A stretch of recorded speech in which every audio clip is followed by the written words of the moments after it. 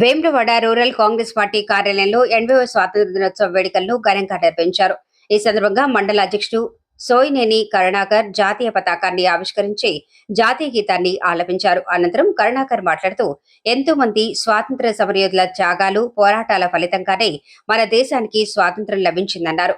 మహాత్మా గాంధీ, భగత్ సింగ్, సుభాష్ చంద్రబోస్, అల్లూరి సీతారామరాజు వంటి మహనీయులు దేశ స్వాతంత్ర్యం కోసం తమ జీవితాలను త్యాగం చేశారని గుర్తు చేశారు.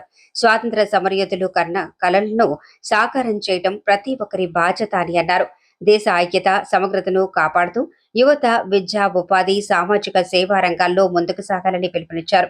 ప్రజాస్వామ్య విలువలను పరిరక్షిస్తూ దేశ అభివృద్ధికి ప్రతి ఒక్కరూ తమ వంతు కృషి చేయాలని కరుణాకర్ కోరారు.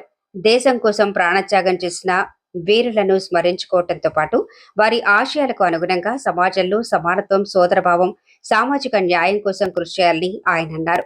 కార్యక్రమంలో నాయకులు, కార్యకర్తలు, విద్యార్థులు పాల్గొన్నారు.